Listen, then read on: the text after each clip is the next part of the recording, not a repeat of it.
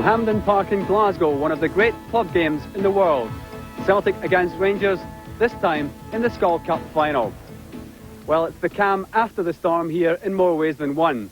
But the wild weather couldn't stop more than 60,000 fans turning up for the biggest game in Scotland so far this season. It was a match which meant so much to both teams, a chance to win a trophy early in the season and also gain automatic entry to Europe for next year. So a big match in prospect, the commentators Andy Gray and Martin Tyler. And just one change from Billy McNeill from last Saturday's goalless draw with Dundee United. Jackie Jekanovski, despite his broken nose, returns to the attack in place of John Hewitt, and he's alongside 20-year-old Jerry Craney, whose first spell as a Celtic regular really has been a fairy tale so far.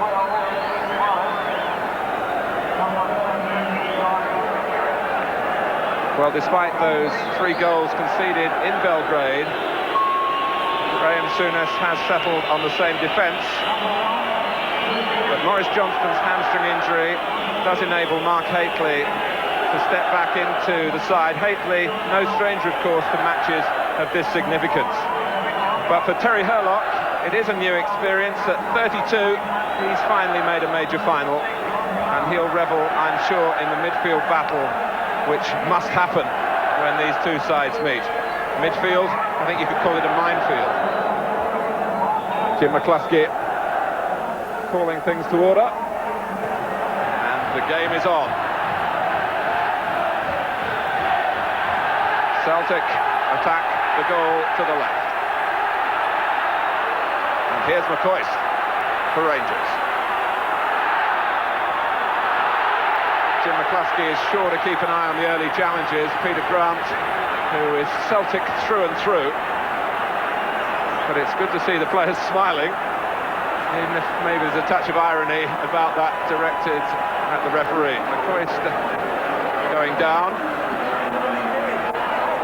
Already Rangers have sent Richard Gough forward, and of course in Mark Hateley they do have an exceptional player in the air to compensate for the absence of Johnston. John Brown is in there as well, and it's over them all. Andy Gray, I'm sure they're glad to be out there and running now after all the talk of the past few days. Yes, there's nothing quite like that first whistle blowing in a cup final, and all the talking's over. Now it's all down to who wants it most, who really wants to actually win this cup final. And normal start for Rangers Celtic cup finals, 100 miles an hour, tackle in the first second and a free kick.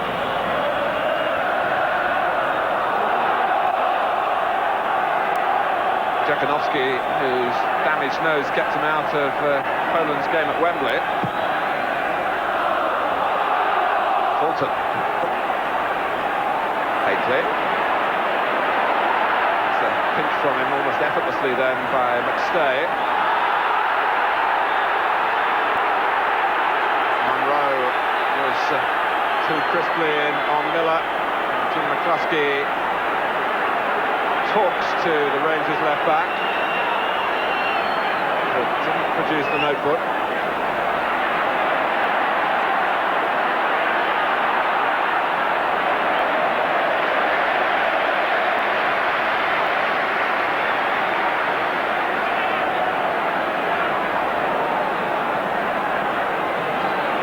Brown. Brown, who will have read all the speculation up here about whether Terry Butcher would come back.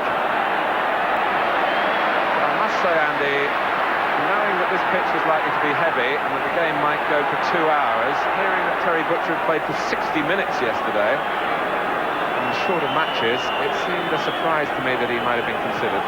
No, I think it was genuinely considered, Martin, but I did feel that the decision it would go against him would be his fitness and not whether Terry could actually cope with this sort of game. And I think having him not been selected says everything to me that he was not fit in Graham Souness's mind for this game. And Woods has to save as suddenly it opened up for Craney. This opened up quite alarmingly, but it was a super little ball from Jekanovski.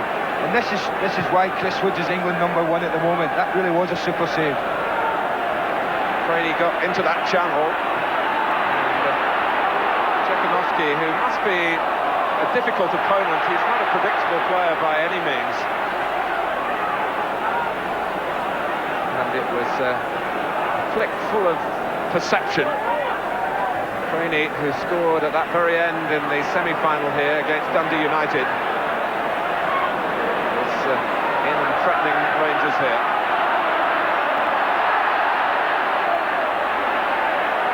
Rogan. Walters trying to be too tricky. Gary Stevens hurling himself in. Commitment must be total. It seems an obvious thing to say, but sometimes week in, week out, league games, matches start off that way and they drift and the pattern is taken in different directions. But with this game, you can be sure that nothing will slacken. Goff let it get away from him. Rainey did well. Jekanovski against Brown. Past Brown, but not past Woods. Twice he's had to go to his left to keep Celtic out. And once again, the combination of Jekanovski and Craney causing Rangers tremendous problems. And it is a great effort. And in conditions like this is a great save to hold on to that ball. The ball obviously very slippery. And had he lost it, then Joe Miller was pouncing. Room here for McCoist. A lot of room. And on he goes.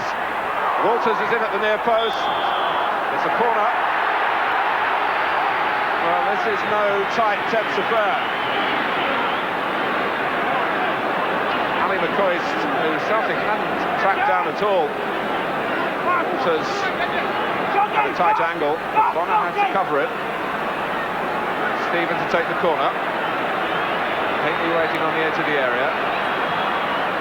Brown right in by the goalkeeper who didn't get there. In goes Haley. 31 times Mark Haley played for England. And he certainly won't be unnerved. Now this is an area where I feel Rangers could cause Celtic problems. I think aerially, they've got more players of aerial ability in the side than Celtic. And Celtic will just be happy to deal like that with every corner and free kick that comes against them. Poulter. And again. Jekanovski's onside. An early one, perhaps aimed for Craney. The most likeliest to win it in the air. Stephen. Just to remind you, the destiny of the 1990 Skull Cup must be decided today. With extra time and a penalty shootout thrown into the mix if necessary.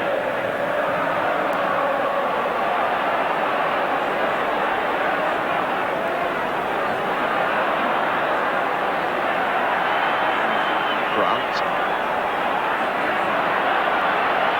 Stay does make the game look disarmingly simple at times. But so too does Trevor Stephen from Rangers. Touch from Haley. The through ball from Hurlock. Bonner's come. McCoist. Oh, and the referee rules that that's a dive. And it's a throw. And McCoist is furious. Yes, you see, he's saying unbelievable to the referee, and I must admit, I thought seeing it right off, I thought it was a penalty. He definitely takes Ali McCoist's legs, and I think Pat Bonner and Celtic in particular are very lucky to get away with that.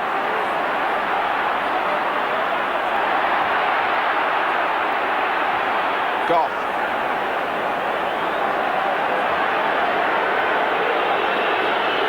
Well, first impressions can be a very reliable guide, and I must say I agree with you, Andy. But Bonner came out, realised he wasn't quite going to get there. And McCoist is smiling now.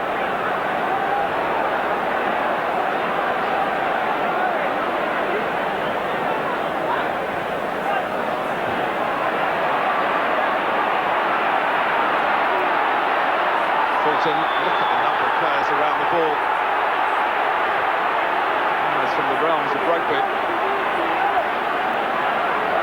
Goff applauds, but it is Here's a free kick to Celtic at the end of all that, against Richard Gough. I think I counted 7 players in 4 square yards there. There must be room elsewhere on the pitch. The problem is finding them with the ball. Brown, Stephen, untidy one. This is Grant. Miller. One up to Stuart Munro with the tackle. Munro had an excellent season last season. Herlock.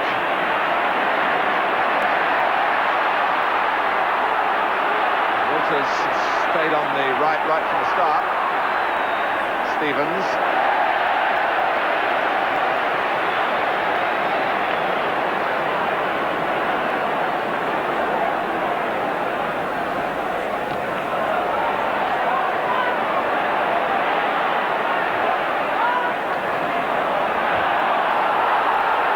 Rangers so dominant in this tournament since Graham Souness has been their manager.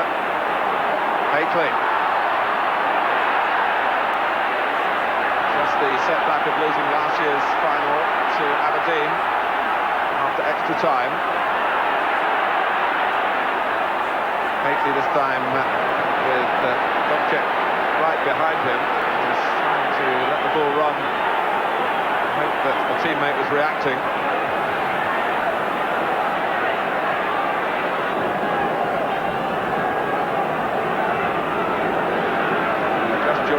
Celtic 0, Rangers 0. Drenched conditions in Glasgow.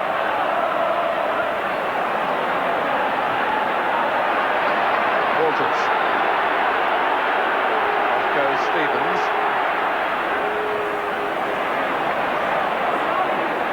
Gets the reward for his forward run, at least with a touch of the ball, but not the corner that he was looking for.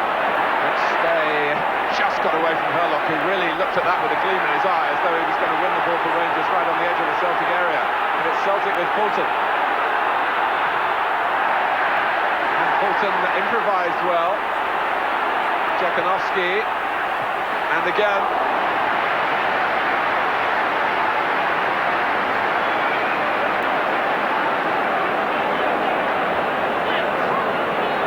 Attack which started with McStay right on the edge of his own area.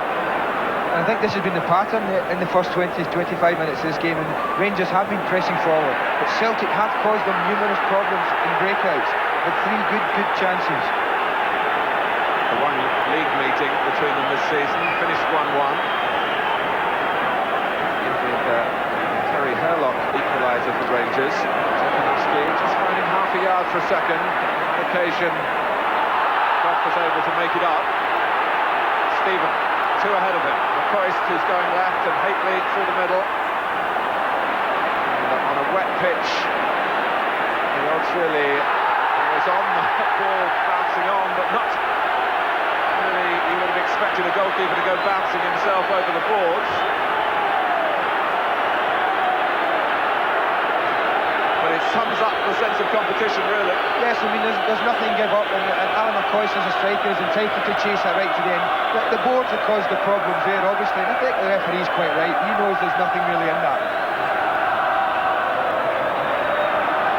It's not been all plain sailing for Baki Bonner in the first half.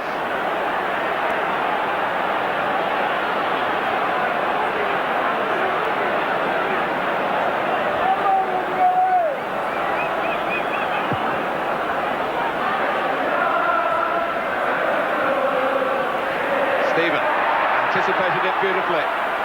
McCoist probably felt that he just needed to add something to the header. Not quite enough pace on the ball initially. Well, he's a little bit far out, but again, you mentioned Trevor Stephen earlier, and he is the one man that can create things for Rangers from midfield. Tremendous ability. But as I've said on numerous occasions before, heading is not one of Alan McCoist's strong points. I have to put on the record that you have said it to Ali McCoist.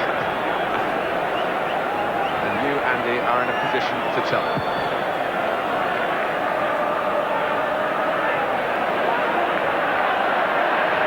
Herlock. Stephen, who's playing to be so silky hockey from the centre of midfield.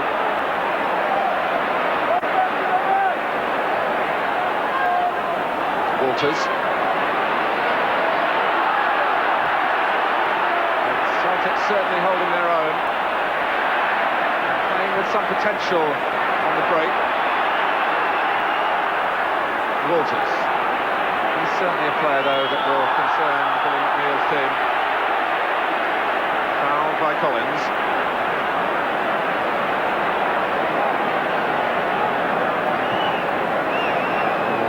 John Collins would be happier passing the ball than going to try and win it, particularly from a player as elusive as Mark Walters. He was put in that position then by Walters coming infield. Off saying, put it there. To Trevor Stephen. It doesn't reach its target.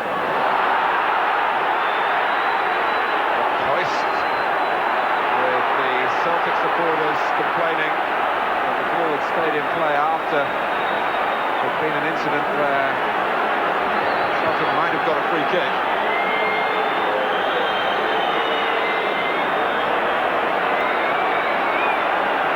Steve Fulton stayed on the ground. It was one of those jarring challenges.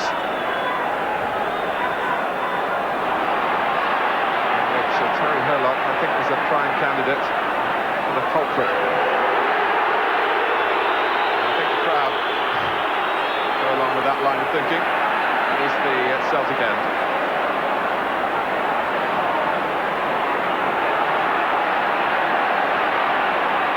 Grant, flipping it nicely for Anton Rogan. Left side midfield these days for Northern Ireland, so he's quite happy and comfortable moving forward. He's still on a month-to-month contract, incidentally, but you can always be sure, whatever his business circumstances, he'll always play his heart out for the team.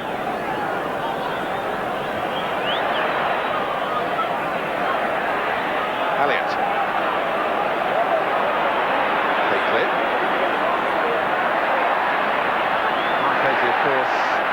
To labour with injuries over the past couple of years, but at his sharpest was a quick mover.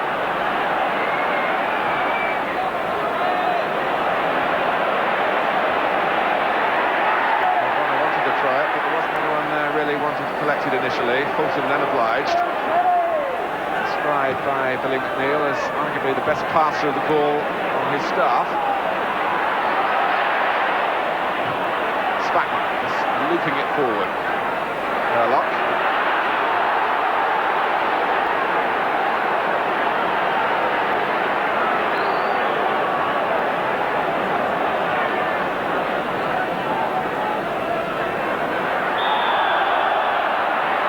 Brainy was jumping in.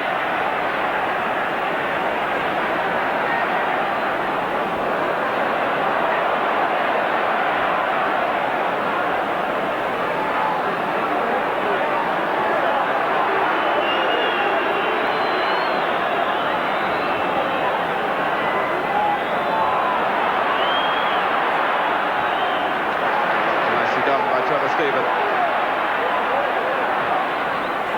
Coist towards Spackman behind him. Haitley is free, and Spackman shoots.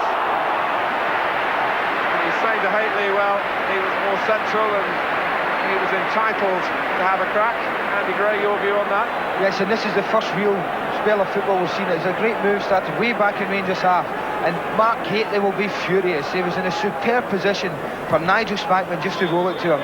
And I bet you Mark Haitley will be having a little word in Nigel's ear on the way off the pitch at half-time. But honours even, I would think. 0-0 in the Skull Cup final. We'll be back after this short break.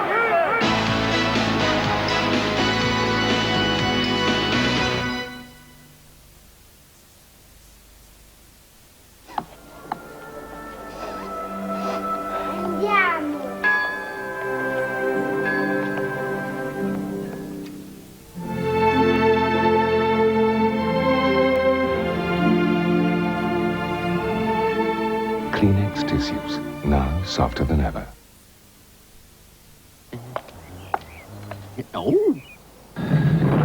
All right. Oh, oh.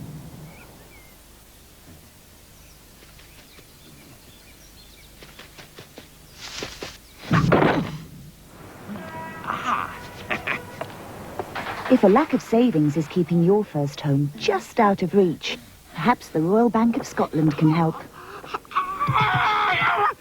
We can arrange the mortgage you need and pay your legal and valuation fees up to £400. So if you want to get your hands on a house, talk to the Royal Bank of Scotland about our first-time buyers package. It's bliss, absolute bliss. You walk in, you get past the dog, snoring his head off normally. You go in the lounge, you slob around for a bit. I mean, the whole house is warm. I had a flat once, it was freezing. And it's just lovely being here, because you never have to worry about being cold. It's just like that all the time.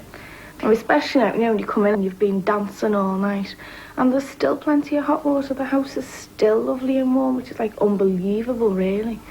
And you get into bed and it's lovely and warm, and you wake up in the morning and it's still nice and warm. I mean, you just don't want to go to work of a morning. For all your creature comforts, Heat Electric. No matter where in Britain you live, no matter how old you are, no matter which model you buy, so long as you buy a new Ford Fiesta, Escort or Orion, you can get 12 months comprehensive insurance absolutely free and finance from 0%. Ask your Ford dealer for details.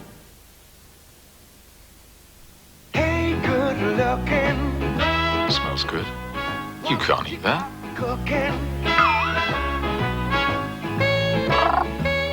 You can't eat that.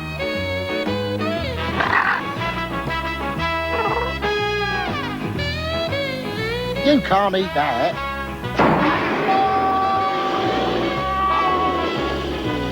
Findus Lean Cuisine. With over 20 low-fat dishes that taste great, you can.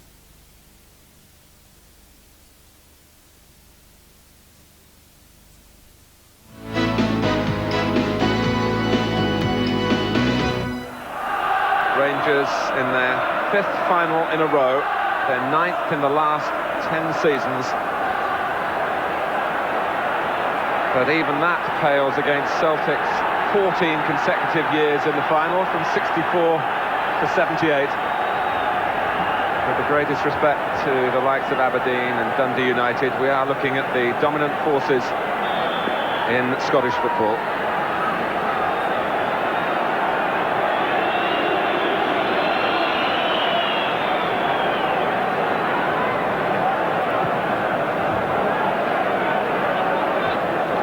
McCoist with a nice early flick.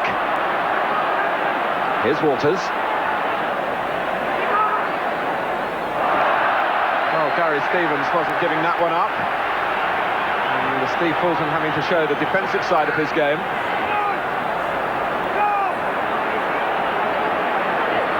And a chance here for Rangers to make a flying start to the second half.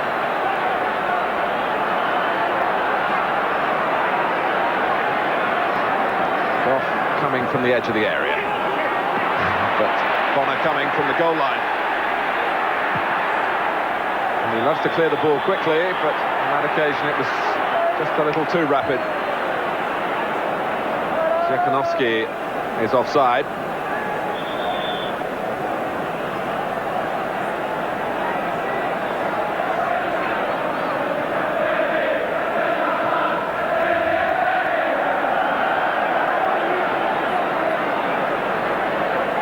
Andy Gray, these are obviously difficult games for the two managers to say, go out and do this, but what sort of points do you think might have been made at half-time?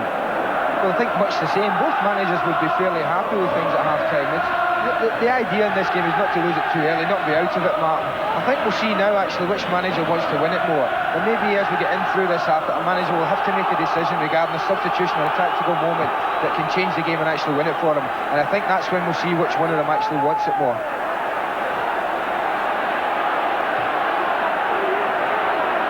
Monroe. Here's Grant for Celtic. Rainey's held a good position here. Jekanovski won the ball in the first place, but Craney with a lovely run and a deliberate shot, which speaks volumes about his potential. He saw a gap there and was just trying to slide the ball in as he was tackled. Yes, Charlie Nicholas mentioned that he felt Paul McStay would hold the key for Celtic, but I think Jekanovski and Craney already in this game have shown that they possess enough to trouble Rangers, and once again it's the two of them who combine. The young man shows what a cool head he's got. He doesn't panic and drags it inside, and he's very unlucky. Deliberately tries to find the corner. It's Trevor Stephen doing the Terry Hurlock job then, going in to win the ball.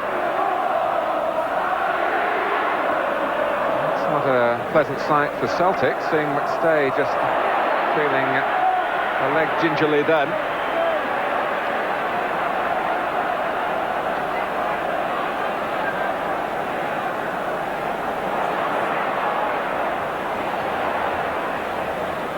Another confident attempt at turning by Craney.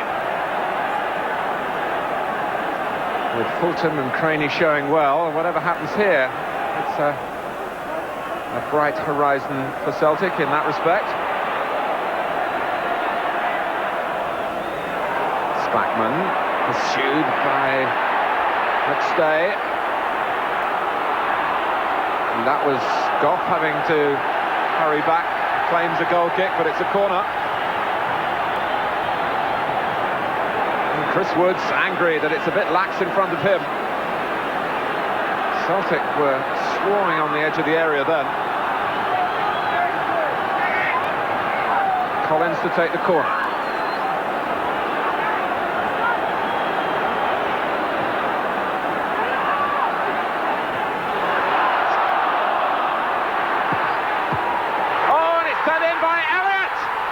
Celtic have scored!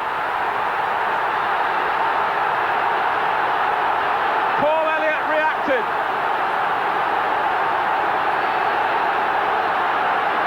And how the Celtic supporters are reacting to that.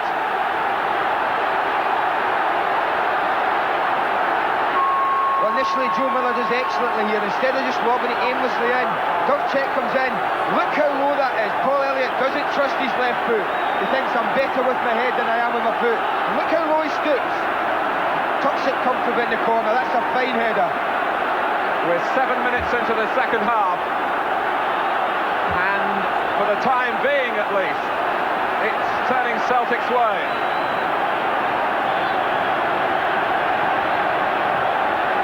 Paul Elliott, who started it all off for Celtic in the Skull Cup against Ayr United back in August with a couple of goals in the second round.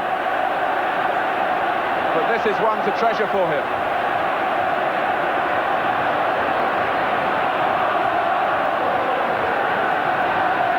Spackman.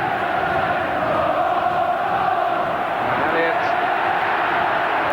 doing what he's paid to do. Well, they must be soaked to the skin. But they won't care about that.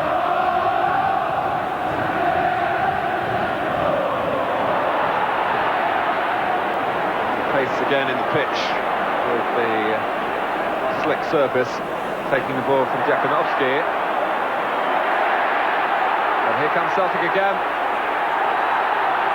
Fulton to McStay, and any sort of touch then could have put the ball into the back of Woods' net. Instead it's a corner. Yes, and it's great defending from Gary Stevens. It's a super ball into McStay into the near post area, but that's tremendous defending. There's any touch, as you say, could have taken it into the net. Encouraging for Celtic that McStay suddenly came alive again after his injury problems. Elliott looking for goal number 2.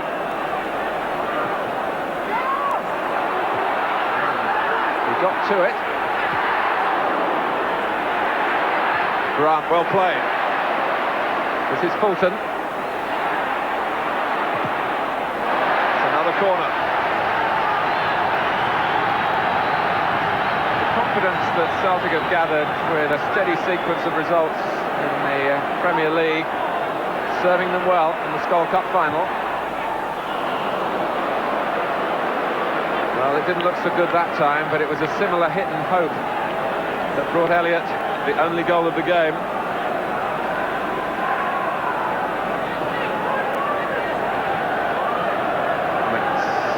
first ankle-height header I've seen since you stopped playing, Andy.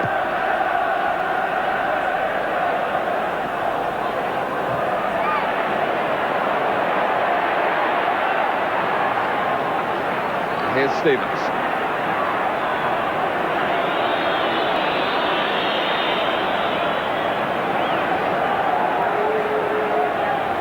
Brown.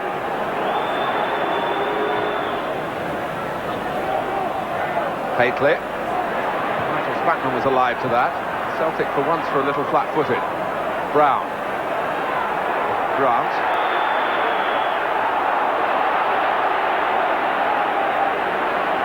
Well, the ball was off the ground and Grant went in high. He's been penalised for dangerous play, but both players involved were concentrating on going for the ball.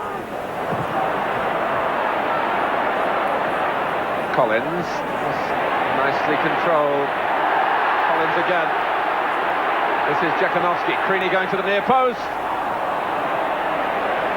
The steam taken out of it by Richard Gobb. And how the goal has opened up the game. Had by no means been a tight and tense affair, shorn of goal-scoring opportunities, but Rangers really have to come out now.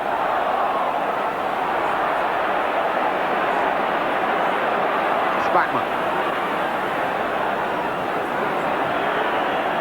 Here's Monroe. McCoy. Is this the moment for Rangers to strike back? Players from both sides appealing, but it's gone against Chris Morris. It's a corner.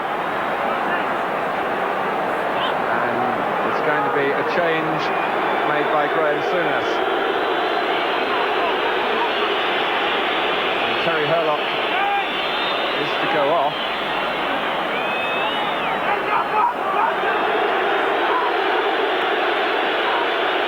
And Peter Houseborough. Again, the intent is obvious from the manager's point of view. Rangers have to attack, and Houseborough better suited to that.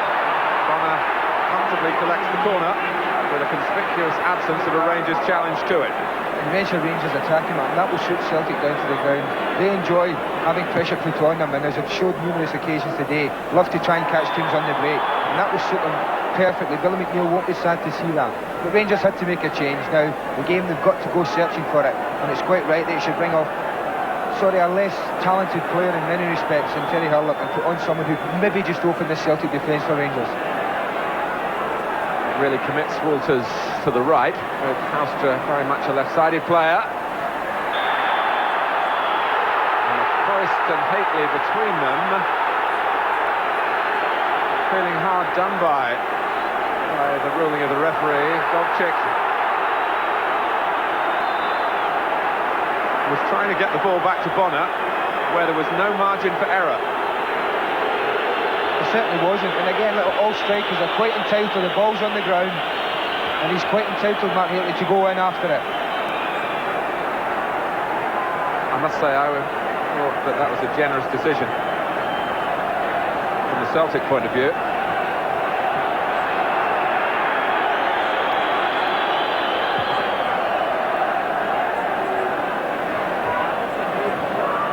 The onus very much now on Jekanovski and Creaney to keep Rangers occupied at the back. They've done that well.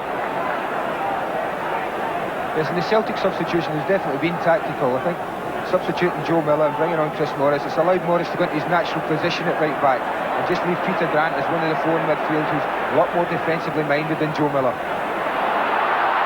McCoy, Walters, 1-1.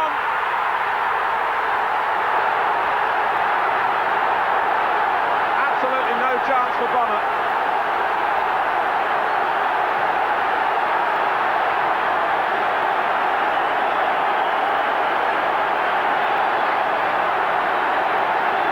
Well, we've certainly got a game now, haven't we? It's a good little move, and for once, Mark Haitley gets down, finds Ellie McCoy. Mark Walters punishes them badly for some slack marking and buries it right in the corner. Really gives Pat Bonner no chance at all. McCoy did very well to control the knockdown, and Walters coming onto it found the ball absolutely ideally placed. facing the goal, pull the trigger, hit the target, Rangers are back in it. Do we give the manager credit for a great substitution, I wonder?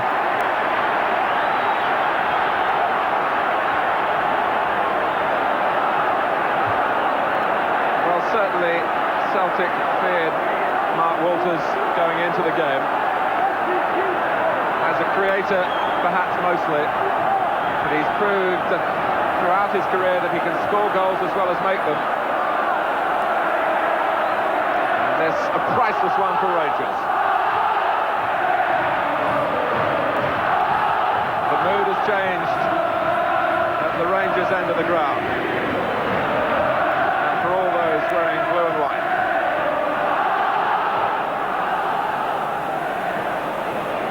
Jakanowski, who's never stopped working, making himself available really across the full width of the pitch. Walters, how did he get that pass away? With extreme skill. McCoy. Stephen. Walters, four in the middle for Rangers.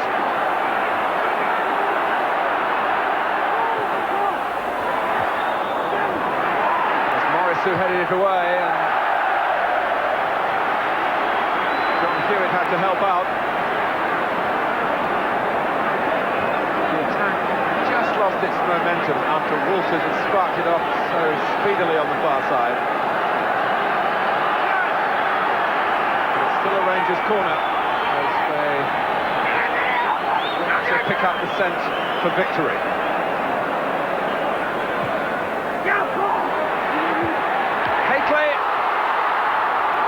Well, Bonner could have been beaten by any sort of second touch. And Jakanowski is away. No time to ponder on that for the moment. He's short of support. It's arrived now in the shape of Chris Morris. And here's Collins lining one up.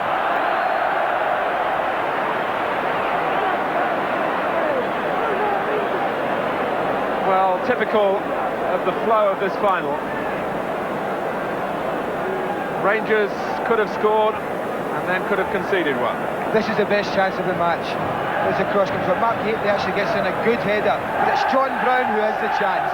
As he comes in, the ball's there and he completely misses it. It really was the chance of the game. And then, of course, as we've seen so often, you almost score and then you almost lose a goal at the other end. And Peter Hoystra, probably not used to being in this position, tries the deftest of touches under pressure and almost allows Chris Morris in. And look who was in the penalty area there for Celtic. Peter Grant and Chris Morris. And as you say, an unlikely defender with typical Dutch sang-froid. Here he is, Peter Halstrom. Stephen just looking to lift it inside Grant. It's been a fascinating final, and we're really no further forward in deciding who's going to go up the steps first. We're at the stage now, Mark, when neither team will want to lose. They may now settle for extra time. Brown.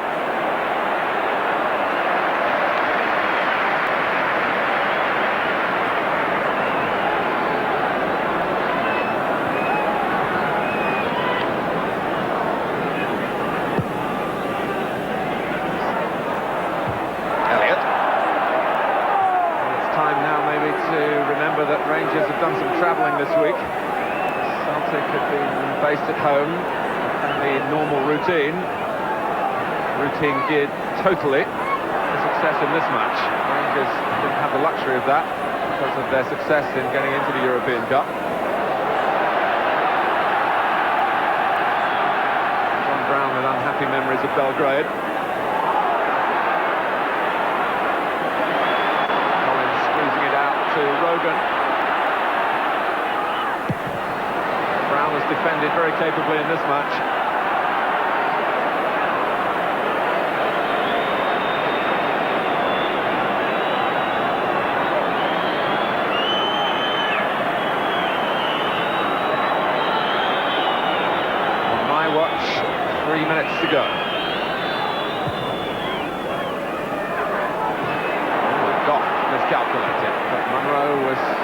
relentless behind him.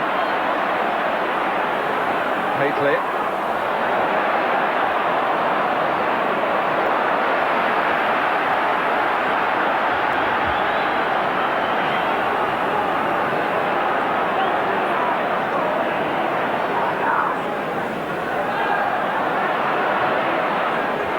Didn't get it very far. Walters.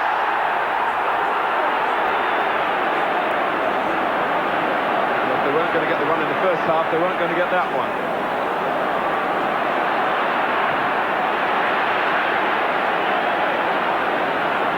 Because I think that you're quite right. This is the case of Mark Walters is definitely looking for the challenge here.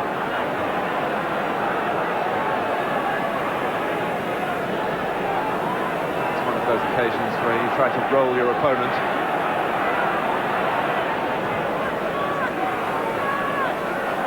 Rogan. Now Hewitt. Oh, it was just too far ahead of Jekanovski. And at this stage of the game, I think you want it a little bit closer, the running that Jekanovski's done. Yeah, but you can see John Hewitt, he knew exactly what he wanted to do there, and it was an intelligent little ball in. Perhaps if he's been on a little bit earlier and had a feeling of the sample of the pace of the game, it might have been better.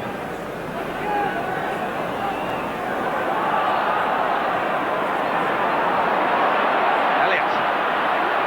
Look at him go. Jekanovski. And again. Oh, is it for Hewitt? Somehow you sense, as we were saying earlier, when the ball goes to him, it might just be a drama. And at a time where I had just said most players usually settle in for extra time, Paul Elliott obviously wasn't listening because galloped upfield, left his defensive duties, and you're quite right, when it dropped at John Hewitt's foot, we all thought, here it comes, but just screws it wide.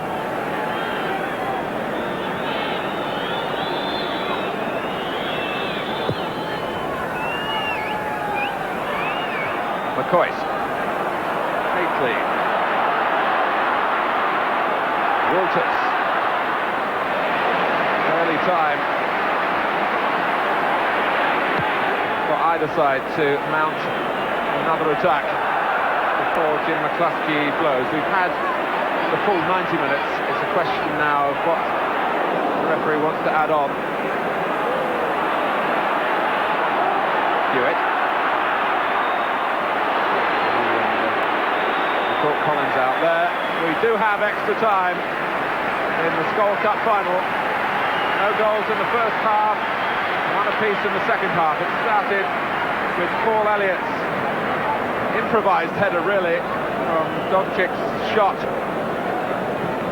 And then Mark Walters, with a piece of opportunism of his own, brought Rangers back into it when things were looking particularly bad for Graham Souness. What would have made the end of a very bad week. So 1-1 after 90 minutes, but this match of course had to be played to a finish. So we now rejoin the match in the first period of extra time. Again, the commentators Andy Gray and Martin Tyler.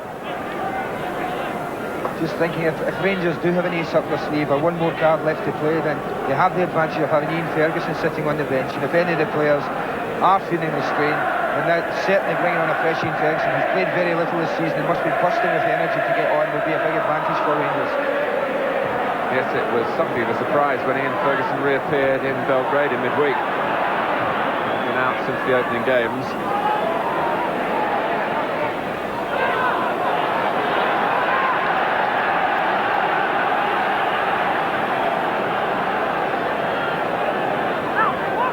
Morris.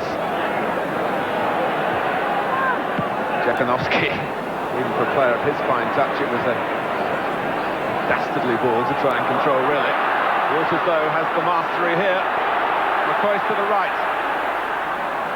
Hately's well forward, as you would expect as well. Spackman. Celtic was still trying to get back and grateful that Rangers worked the ball closer to them. And here's Rogan. And Jekanovski. What a wonderful save by Woods.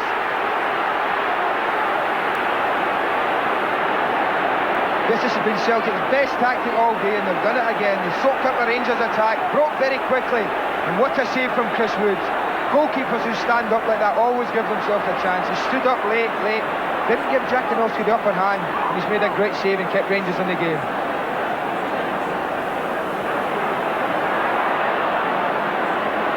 Well, Jakanowski, I suppose, will regard it as a miss, one-on-one with the goalkeeper. He was trying, as strikers like to do, to just get it low and close, because that's where goalkeepers find it hard to get to the quickest. But Wood solved his problem there. Certainly stands in its own right, the October outing here. Halstra. Oh, and Peakley with Ian Ferguson right in there as well. Just fell between them. Rogan on his mettle. Yeah, he's a good crosser of the ball, Peter Houstra, and he's put it in the right area. Mark Gately had decided to stay at the back post, and maybe instead of getting into the near, he just chose wrongly. Trevor Stephen to take the corner. Rangers with plenty of players poised to challenge for this one, including Goff. Jakanowski trying to hold it up. This is John Brown that finds himself playing on the right wing. Now he'll be heading back into his own half. He will hope to arrive there before the ball, but it might be a close run thing.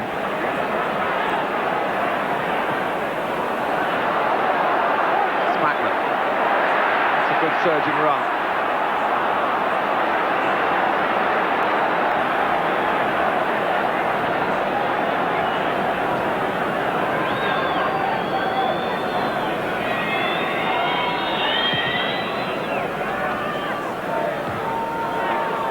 Brown.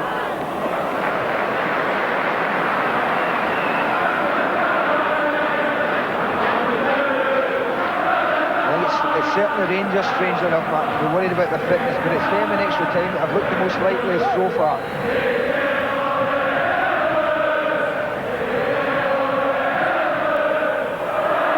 Walters managed to rein it in, and it looked awkward for him, but the back heel didn't come off. Rogan offside. You start looking around as to who could be the headline maker. Rainey, for one, of course, who's kept up his appetite for the fray.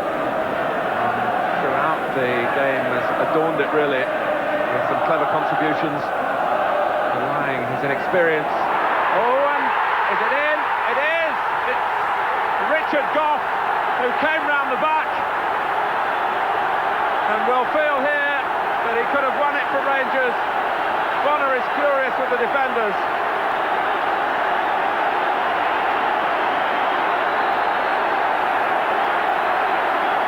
It's an untidy goal in many ways, but it doesn't matter in a cup final. There's no such thing as an untidy goal, and at the time I just felt Rangers looked more likely. Everyone's paying attention to the two big boys again, and Chris Morris gets caught. I'm sure he was anxious about being too close to his goalkeeper and knocking it back, but full credit to Richard Goff. He's very, very determined. He doesn't look at the players, he just makes straight for the ball, and it's that crucial toe to it. Knocks it past Pat Bonner. Now Celtic have got all the questions to answer. Well, we were talking about headline makers, and it's the Rangers captain at the moment.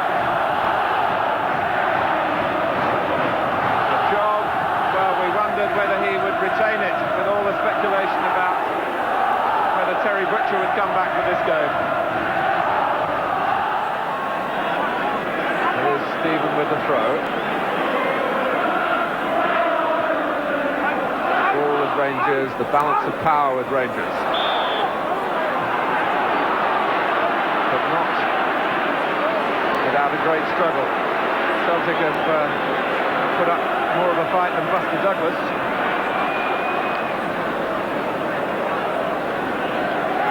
And they're still not out of it.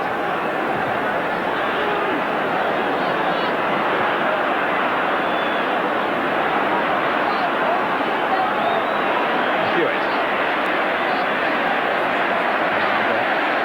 Taking on the player who's been on the pitch the least amount of time. And therefore should be the freshest, Ian Ferguson.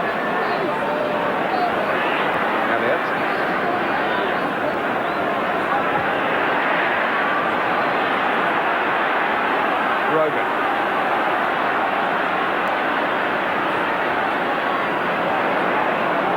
Hope rising for Celtic and Woods rising for Rangers. It was an inventive effort from Trainee. Yes, and it's a sign that he's always looking for the unexpected. He's always looking to try something different. When you think he's going to knock it back or cross it across goal, he tries for the far corner and he isn't far away. Alpha.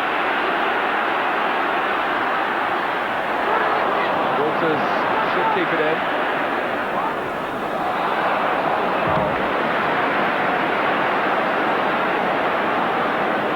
In fact, I was not really taking into account the energy that Mark Walters has expended, that everybody's expended.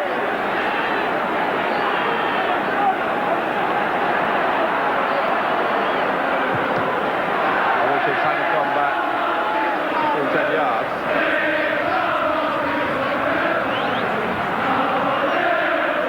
Oh, then we started with a throw, so he had. Collins. Elliott. Looking to rekindle some glory here for Celtic. Spackman.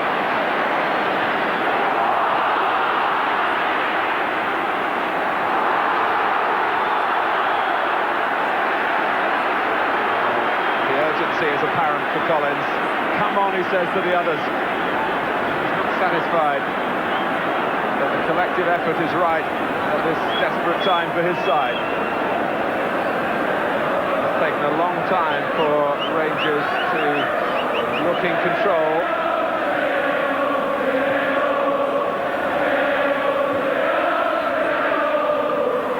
Walters.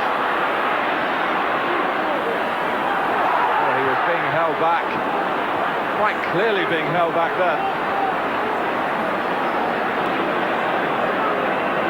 Wasn't in possession of the ball, which is possibly why Celtic got the benefit of the doubt.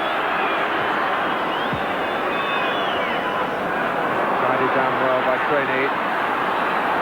Here he is. Tchaikovsky, it's deflected, and it's another despairing look. Rangers have won. Richard Gough has done it, and the pain of the past few days is forgotten. They've come from behind to do it.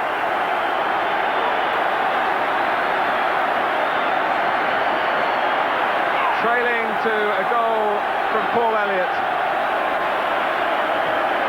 And Mark Walters with the equaliser as Mark Haitley joins in the jubilation. A success that's that much sweeter because it's at Celtic's expense.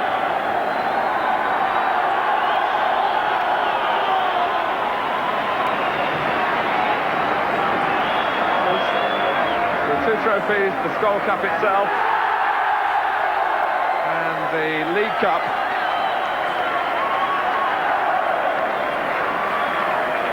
Which is handed over by Mrs. Margaret Steedman.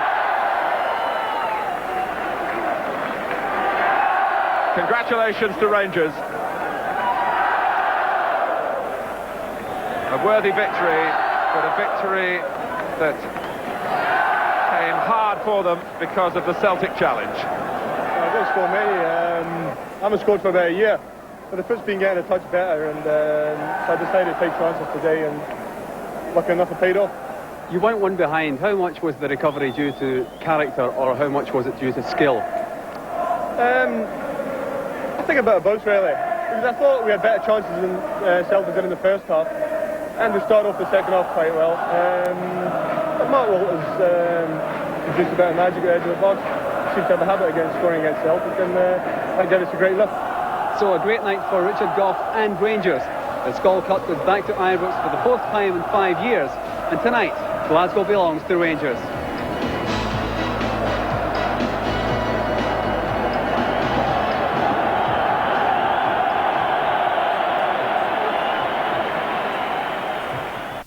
Coming up next, Sports Desk. Tomorrow tomorrow night at 8 is the main event.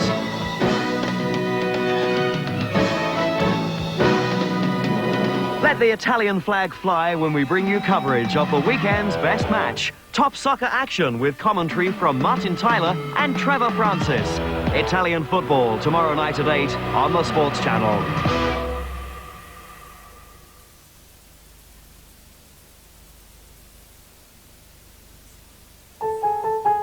This November, the Movie Channel brings you a collection of stars. Sean Connery, Oscar winner, joins the Untouchables. You send one of yours to the hospital, you send one of his to the morgue. Federal officer! With Kevin Costner, Andy Garcia. Oh, I like him. And Robert De Niro as Capone. I grew up in a tough neighborhood. Just tell me, are you being careful? Make sure when your shift is over, you go home alive. Sean Connery also stars with the dynamic Meg Ryan. Don't turn your back on me. You think I'm going to stand here listening to your rubbish? Father and daughter in The Presidio. You're a coward. That's enough. We used to joke that being in the army is not a matter of life and death. It's more important than that. Seductive Kim Basinger is on the wrong side of Richard Gere. I don't care about you! I want you! In the tense thriller No Mercy. Satisfied? Toodaloo now. Says Jeff Bridges to his ex-wife as Kim Basinger stars as Nadine. Ain't she a little on the cheap side for you?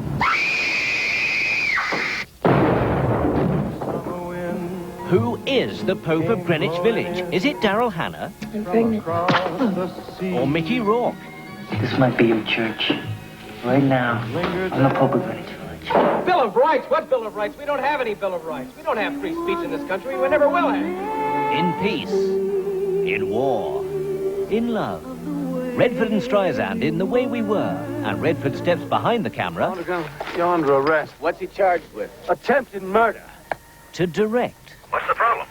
We're about to have a war. The Milagro Beanfield War. With a voice and a face like this, I got nothing to worry about. I can always drive a cab. Harvey Fierstein co-stars with Matthew Broderick in Torch Song Trilogy. And Broderick's out of civvies and into uniform for Biloxi Blues. As I look back now, a lot of years later, I realized my time in the Army was the happiest time of my life. I liked it for the most selfish reason of all. Because I was young. It's Molly Ringwald's 16th birthday. Last night at the dance, my little brother paid $1 to see her underwear. She's gotten her boobies. But 16 candles are the last thing on her mind. Oscar winner Daniel Day-Lewis is at large in America. You don't like my cooking or something? It's quite delicious. Tell me, what exactly is that? It's stars and bars, Daniel. That was funny, wasn't it? Paul Newman's the judge. Jacqueline Bissett's the daughter. Roddy McDowell's the lawyer. And Victoria Principal's just a good friend in the life and times of Judge Roy Bean. All men stand equal before the law. Right way's the hardest. Wrong way's the easiest. So you get crooked rivers and crooked men. Cop Nick Nolte blasts the crooked men in Extreme Prejudice. This November on the Movie Channel. If you're not already subscribing to the Movie Channel, you're missing out on a feast of feature film entertainment that Movie Channel subscribers enjoy each and every month. Call our subscriber hotline between 8 a.m. and 10 p.m. for details of a special introductory offer. 0345 555 111. That's 0345 555 111. And get switched on to top quality movie entertainment all year round. Kangaroos don't lose. Kangaroos are invincible. In the 1982 and 1986 tours of Britain, they didn't lose a game. Australia versus Warrington, live October the 31st at 8 on the Sports Channel.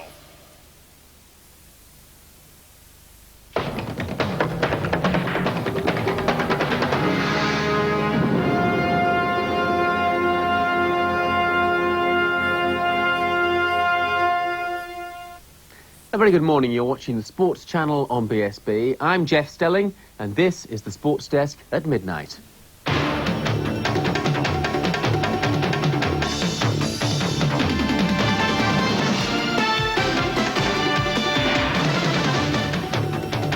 The gentle touch, Goff's late goal gives Rangers the Skol Cup. Brilliant Boris, Becker hits top form to beat Edberg in Sweden. Another record for Steffi, she wins at Brighton yet again. And the winner on merit, Woosnam tops the European money list. The first major honour of the domestic football season, the Skol Cup, has been won by Rangers. They beat Celtic 2-1 at Hampden Park, Richard Goff scoring their winner in extra time. The game was live here on the Sports Channel. Our commentators were Andy Gray and Martin Tyler. From Hateley. The through ball from Hurlock. Bonner's come. McCoist. Oh, and the referee rules that that's a dive. And it's a throw. And McCoist is furious. Oh, and a slip here by Dobchik. And it's Mark Hateley for Rangers. But Paul Elliott for Celtic. Collins to take the corner.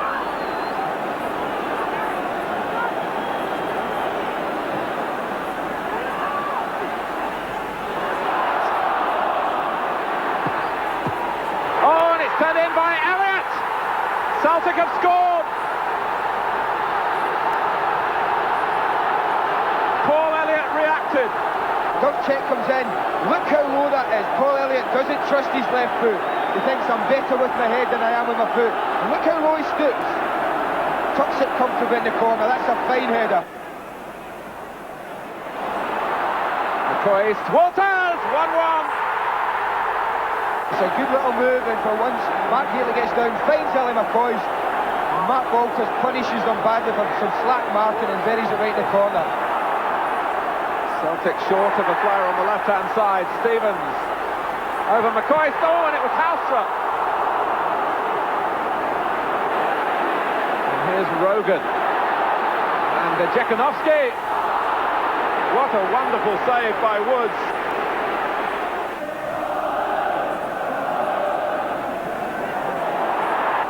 Oh, and is it in? It is. It's Richard Goff who came round the back.